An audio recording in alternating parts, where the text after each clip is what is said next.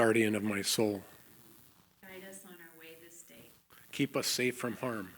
Deepen our relationship with you, Your earth, and all your family. strengthen your love, And Holy Spirit within us, that we may be a presence of your peace. and a light in our world. P.S. Gracious God, help us with our delivery today. Help us to make our message meaningful and helpful to the people that hear it. Amen. We said the Pilgrim's Prayer every day.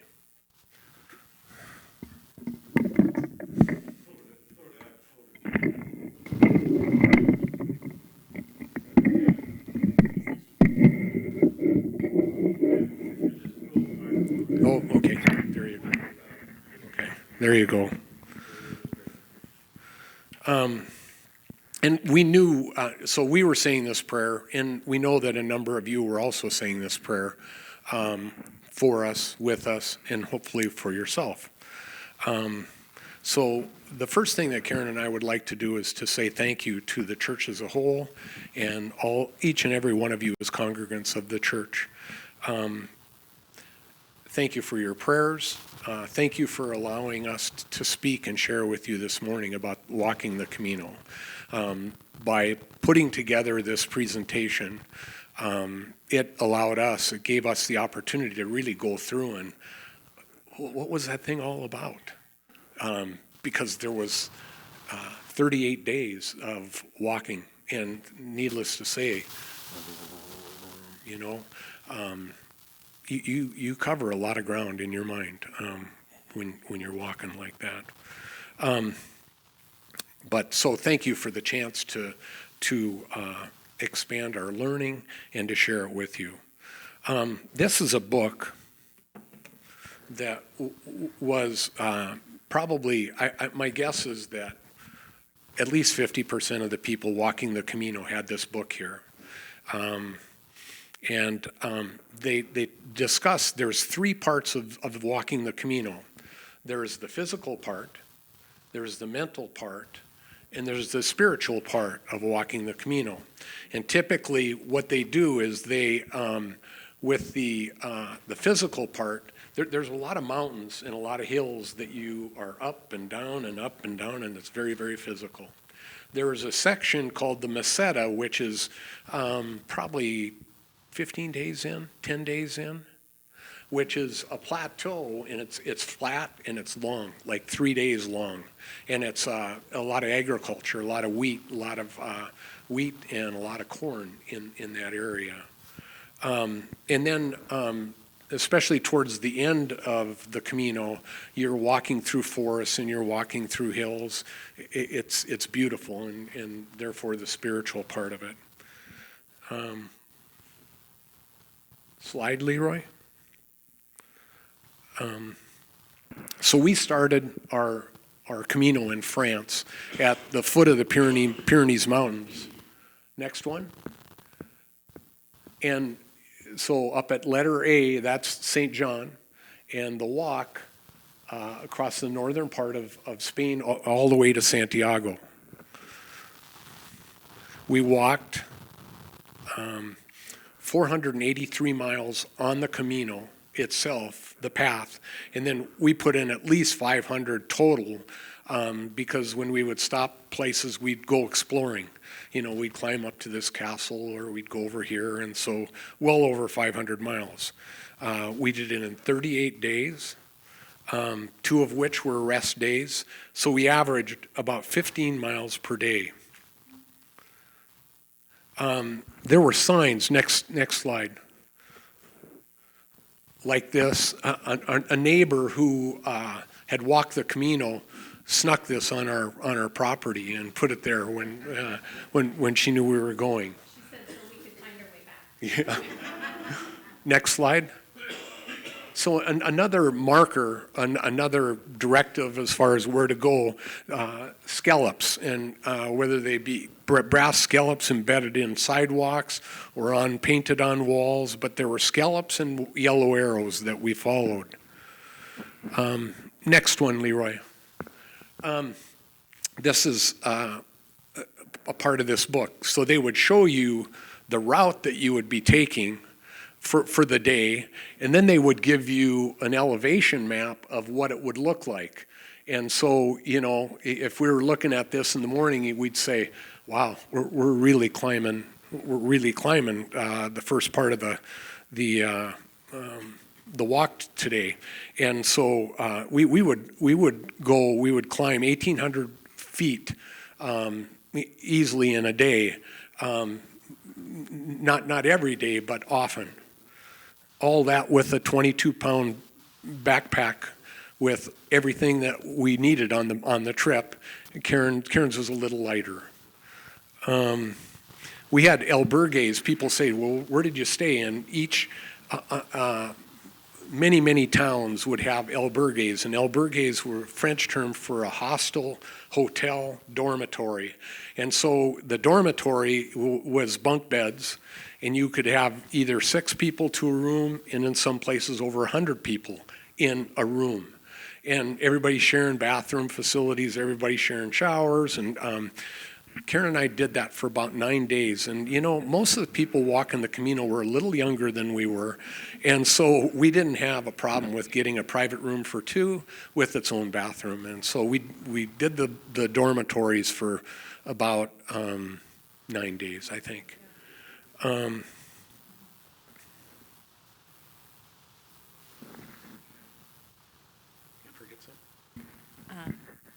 There's some more slides there, I think. Oh, there we go. Perfect timing. So Jim just talked about kind of the logistics of the Camino. But for most people, this probably sums up the heart of the Camino. And this was a note that someone sitting next to us at dinner shared with us that a fellow pilgrim had given to her. And the journey to Santiago is not an endurance challenge, a test of fitness, a competition, or a walkabout miles. The way is a journey into yourself, a journey into friendship, contemplation, silence, nature, humility, spirituality, and gratitude. And Buen Camino is what everyone would greet each other with. Good way, good journey. Next slide, please, Leroy. One day, walking along this canal, I remembered a hymn from my childhood, the hymn we just sang, For the Beauty of the Earth. I should say I remembered like a couple lines of it and the melody, but I just couldn't get it out of my head. It was just a beautiful day. And so when we got to the albergue that night and had Wi-Fi, I looked up the verses, and I liked what it had to say. So we learned the song. Probably over the next 3 or 4 days as we were walking, we memorized the song, sang the song, learned the song. For her, it was 3 or 4 days. For me, it was probably 8. So, and then we sang the song every day, at least once a day for the rest of our walking days, and we still sing it. And we offered to bring the song to Unity of Blairsville sometime before Thanksgiving, and got asked to give this lesson. So that's how you ended up with us today. So we're going to break down the song, look at each verse, and talk about how it was for us on the Camino, talk about bringing it home, and talk, especially today, we're going to be focusing on gratitude. So getting ready for today, we realized we have lots to share.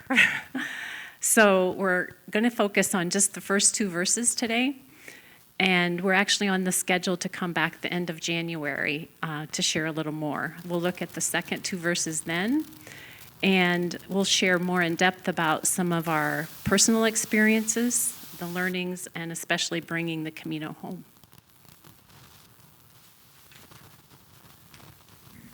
For the beauty of the earth.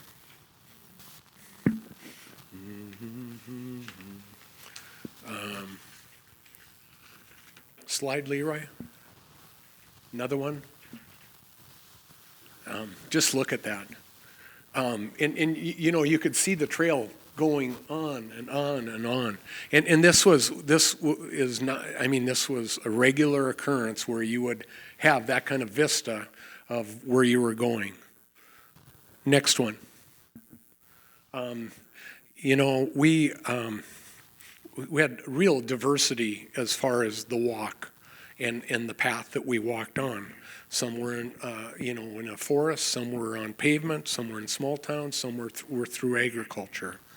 Vastness. I just think about the vastness of what we experienced as we walked. Next one. There were probably 13 days where we started early enough in the morning to where we used headlamps. And we were walking in the dark with headlamps, and then we'd be able to see the sunrise come up. And, it was beautiful. Next one. I don't know if you can, hopefully you can see the grapes. But there was a section of the Camino where we walked where all you could see were vineyards, grapes growing as far as you could see for 3 days straight. And then there was another section where we would walk and you would see nothing but wheat fields and corn for like 3 days. Beautiful. Next slide. We did stop and pick a couple grapes once in a while. This was a day we were staying in that village down below, and we walked up to this castle, and that's the view that we had from the castle. Endless roads. Another slide. Endless roads, gravel roads, muddy roads, rocky roads, steep roads, paved roads, small town, little towns. Sounds that you would hear, if you close your eyes and you can, there was one morning Karen and I were walking and it was dark and we could hear owls hooting back and forth across the forest. One another, the crunching of the feet, people singing, people breathing hard. Songs, goats, snoring at night. Even though we had a private room for two, you could hear the guy 2 doors down. I have to tell you a quick story. One of the first nights in the dormitory there was a brother and sister combination, and Mark and Becky, they were a little younger than we were, than I was, Karen's age maybe. So Mark was on top of me in the bunk bed, and his sister was the next bunk over. Up and back. I mean, I didn't sleep at all that night. Roosters crowing, dogs barking, smells, the leaves, the flowers. We would sidestep a variety of dung on the way, cow dung, horse dung, and so that was a part of it as well. For the glory of the skies, big sky, moons, jet streams, cloudy skies, hot, big sun days, and rainy days when we'd have to put on our ponchos. For the love which from our birth, slide.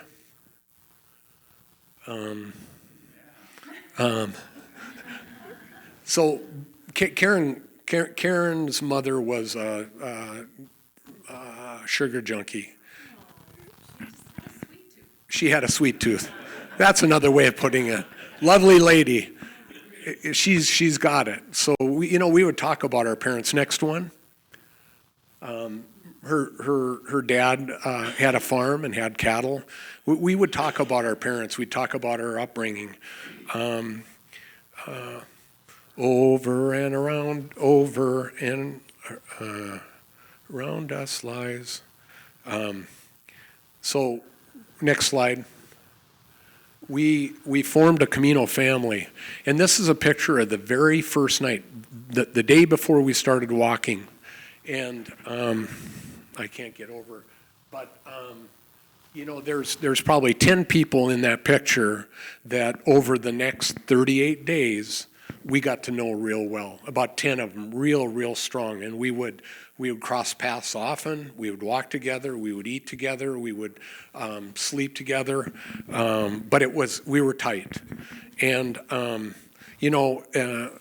surrounded by love.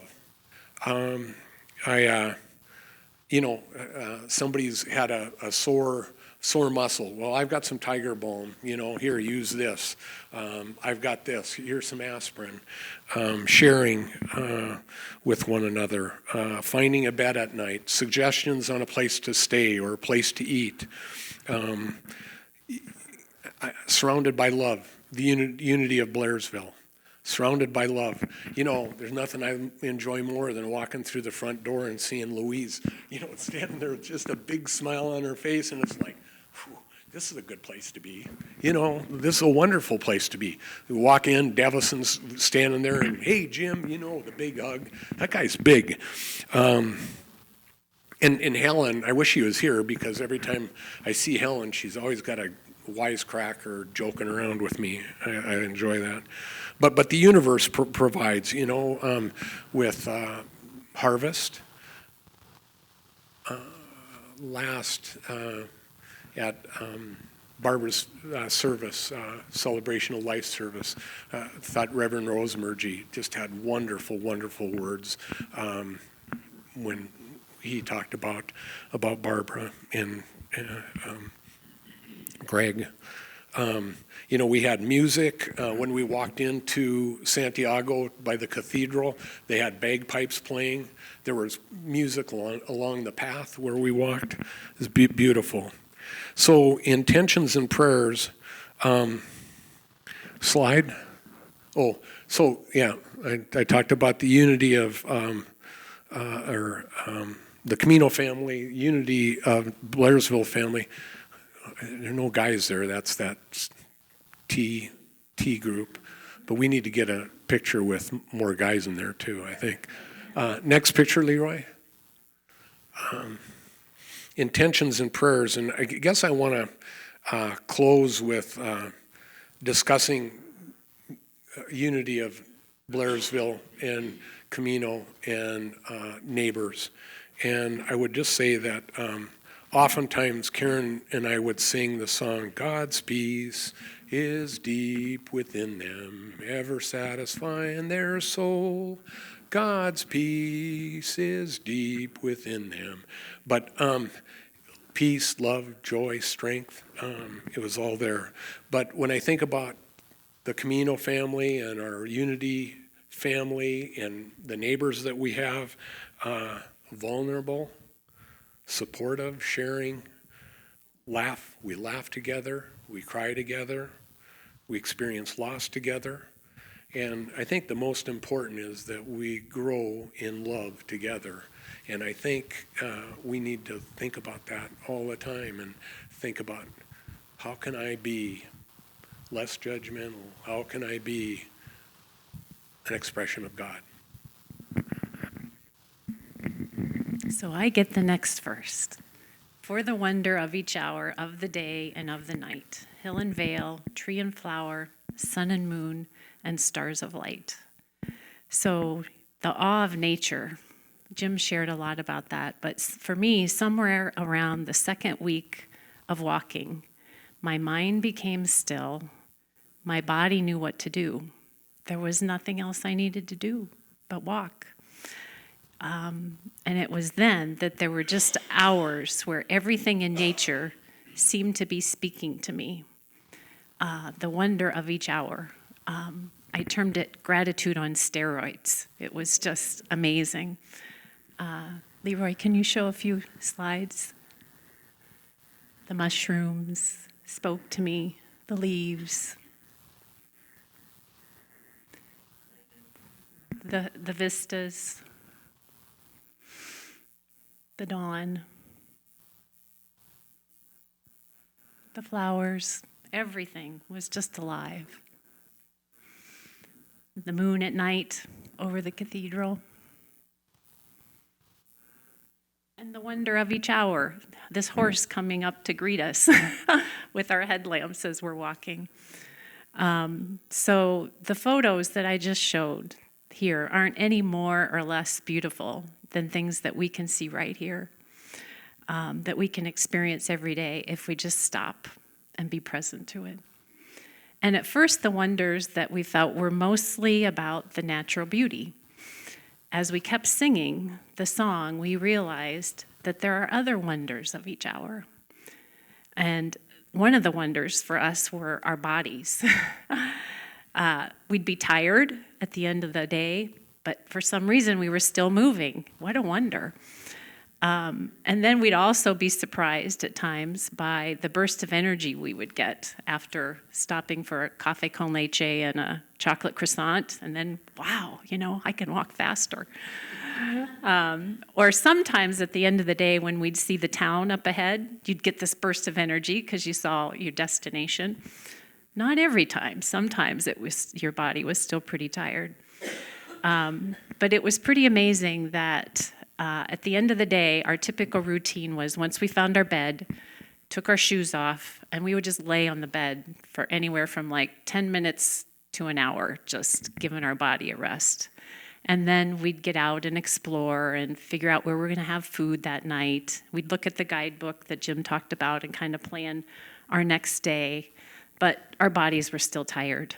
But then what was amazing, in the morning, after we woke up, after a good night's rest, we would be ready to walk again. And we'd jokingly say to each other, "Do you want to go for a walk today?"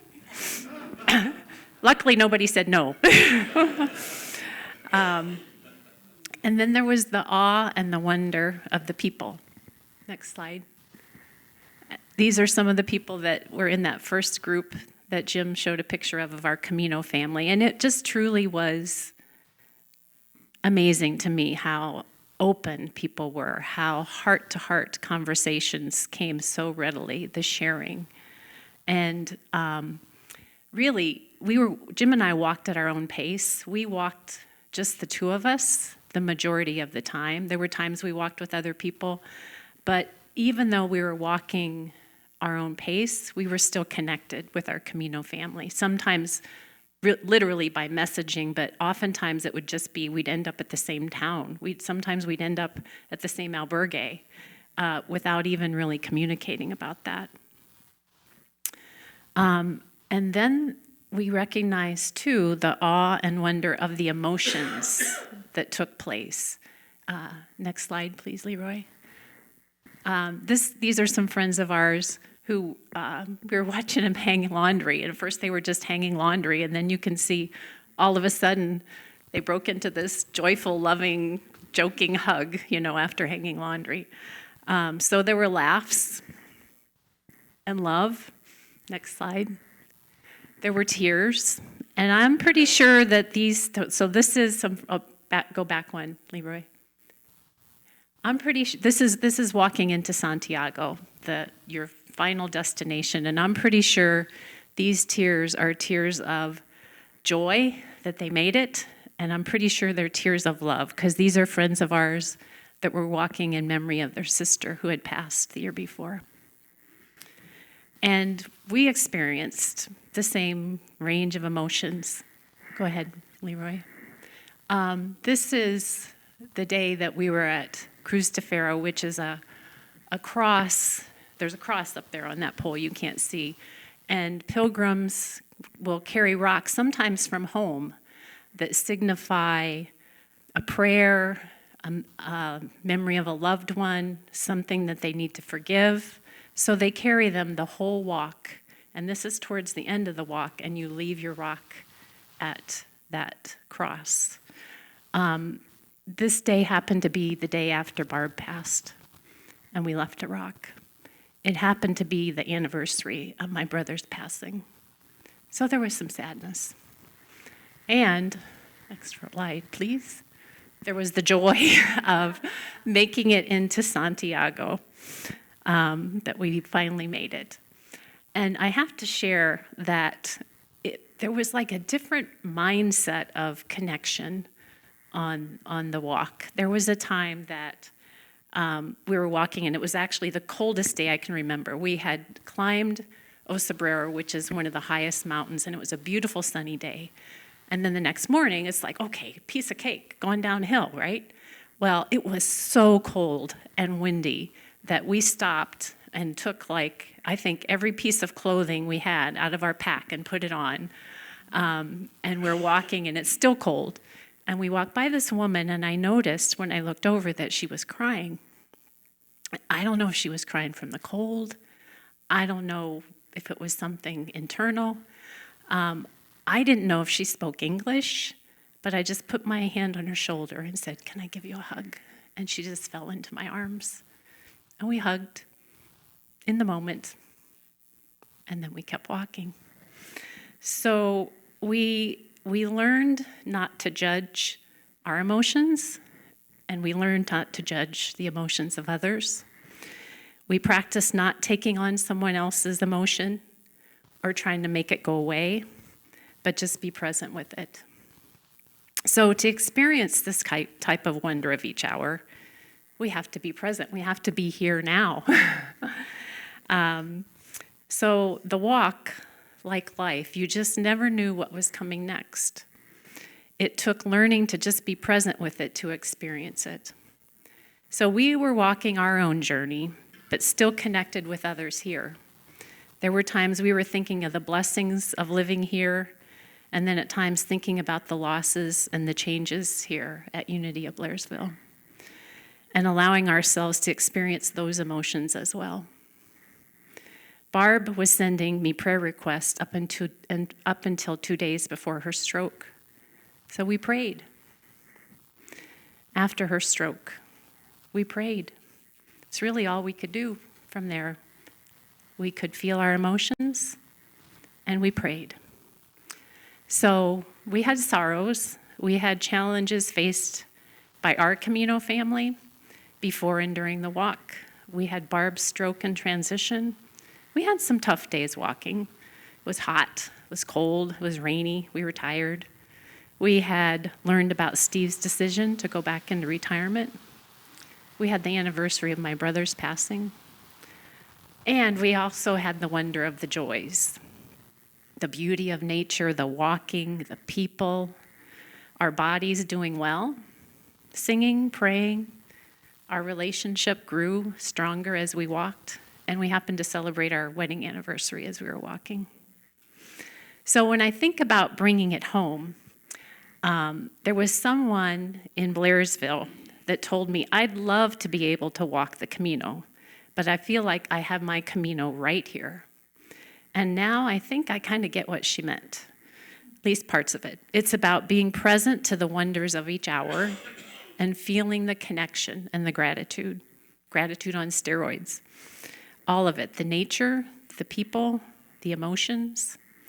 And it's about figuring out ways to have a quiet mind, whether that's walking or singing or sitting, taking time in nature or lighting a candle, and taking time for praying and singing every day.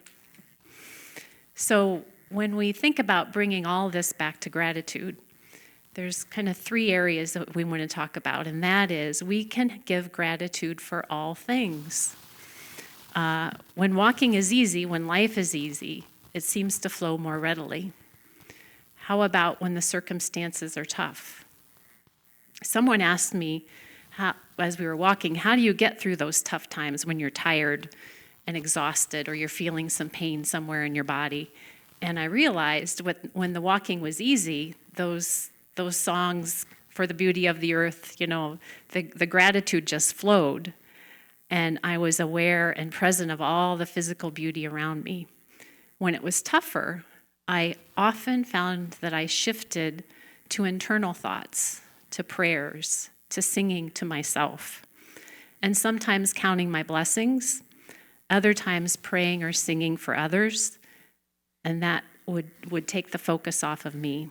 So some strategies to use when it's not easy to be grateful for the circumstances are to focus on the small life-giving things like breathing, food, a bed to sleep in, a hot shower. Focus on someone else. Pray, talk to them, perform some simple acts of service for others. Make soup for someone who's not feeling so well. There was a time on our walk that, when you would get into the town, you never quite knew where your bed was, where your place was. Sometimes it would be at the beginning of the town, sometimes in the middle of town, sometimes it would be on the other side of the town. So one day we were walking, we realized our bed was on the other side of town. And it was a day we were both feeling kind of tired. And right entering town, there was an older woman who picked up a bucket full of vegetation, and we weren't quite sure what she was doing with it. But Jim just and she was having trouble getting up the hill with her bucket. And Jim just automatically took the bucket from her after walking however many miles that day and helped her carry it up to her house, and she pointed to where it went, and he put it down. And I'm pretty sure the steps he took carrying that bucket were a lot lighter than the steps he took before that and after that, because he was focused on someone else. Another thing to think about or do when it's not easy to be grateful is to do something you're good at or that you want to get good at. Gardening, music, baking, walking, whatever it is, using your strengths and your talents can shift you into gratitude. And we know there have been lots of changes and lots of losses in our community lately.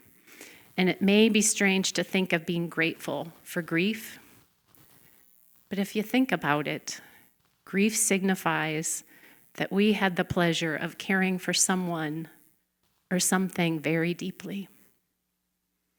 Even at Barb's celebration of life, I felt her daughter Julie expressing gratitude. And through the tears, I heard Greg say how grateful he was for the 25-year trip he had with Barb. So gratitude is not a substitute for grief, not instant bliss, but gratitude does help get us through. And also, gratitude is a choice, and it's a heartfelt experience. We often don't have a choice over the events that happen in our life, but we do have a choice about how we want to experience them. Feeling and expressing gratitude brings up an energy that is opposite of discontent and opposite of fear. So we can choose to focus on what we don't have or on the blessings we do have. And experiencing the heartfelt sense of gratitude, which I hope you experienced during the meditation, actually has found to slow our respiration, lower our blood pressure, lead to relaxation, and impact depression. So gratitude starts within, but expressing it to others, it not only brings positive effects to you, but to the other person as well.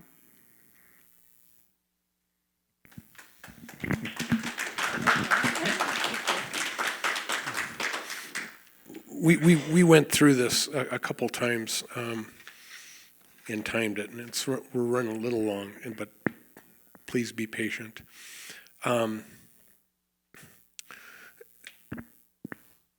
and I have done a gratitude journal every day for the last 11, 12 years. We write everything in the previous 24 hours that we're grateful for, and we've done that. That didn't stop when we're on the Camino. Sandy, would you pick either, say, September or October? Pick one of those months. October. Let me see. Bob, would you pick a day, 1 through 30? 22. So on the 22nd of October, we were in Linares, and our gratitude book sounded like this: "My sweetie pie." My darling. And she says, "My darling." Andrea and our puppy dogs at home, our life, family and friends, Camino walk, our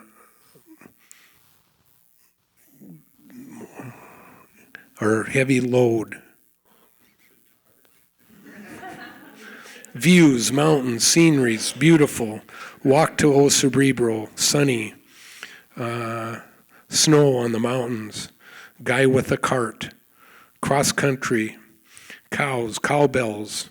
Every once in a while we'd walk through a pasture and there'd be cows all around, and I said surround sound, because you'd hear ding, ding, ding, ding all over. Eggs for breakfast, no grease, Maria, Jocko Trans? Okay. Bags delivered, Georgia, Georgia Mountain Girl, strong, my sweetie pie. Jim didn't hurt himself when he fell off a bar stool. Oh, my God. Of all the ones to read. It was a good day. One beer, promise. One beer, and I slipped off the bar stool and ended up on the floor, on the ground. Nancy from Indiana, O Cerebro Church, pilgrims praying, vegetable soup. Okay, I can go on and on, but I guess I don't want to be redundant on this, and I don't want to beat gratitude to death, but I really believe that the practice of taking time to identify what you're grateful for in life has made my life better. And I think that the more you identify the things that are good in your life, I think the more good that's going to come to you. I truly believe that. Express thanks to other people. It's so easy to say thank you or good job and try to be specific, whether it's at the grocery store or the guy that's helping you with your car or whatever. Say thank you. Prayers, singing, put reminders around the house, whether it's a Post-it note on the bathroom mirror or maybe an object that when you look at it, you say, that's my gratitude object, and I'm going to say thank you. I want to encourage everybody to ask themselves some questions. What is it that I can be grateful for here? What is it that I can be grateful for? Regardless of the situation, good, bad. We had a pastor who founded the Unity of Naples, where we went to church before we moved here. Jack Kern would always say, "What good will come from this?" And I think about Steve leaving, and I go, "What good can come from this?" Well, I can be grateful that Steve has more time for himself, that his life's easier, and I can be grateful for that. Another question, what do I have that I really appreciate? And I think about, having backpacks. And seriously, everything that we needed for 38 days made up 22 pounds on our back. And it was surreal almost when we got home to stand in the kitchen and look around and say, wow, all this stuff. What do I have that I really appreciate? And I think if you really think about that, I don't think it's going to be the stuff. I think it's going to be the relationships, nature. I think it's your health. It's not about stuff. And lastly, think of where and how I demonstrate my gratitude to others and to myself. How do I think of where and how do I demonstrate my gratitude to others and myself? When do we identify ourselves and say, I'm grateful for this characteristic? I grabbed that lady's bucket. I'm not bragging, but I'm a kind of a kind guy. I like to do things. I like to help other people. And I can be grateful for that attribute. We want to encourage everyone to give some serious thought about, people here and our neighbors, about not only, our church, which is very important. So grateful for you guys and for this place. But think about the neighborhood and think about the community as well. I guess I'd want to finish by saying, if we can kind of turn around and look at everybody in this room and look in their eyes and see the love. Seriously, do that. Look around, and try to make real contact with somebody, and not only see the love, but feel the love, and let's look for ways to strengthen that love and make this a better place. Man, we've gone way over. How do we do that? Wrap it up, she says. So Leroy.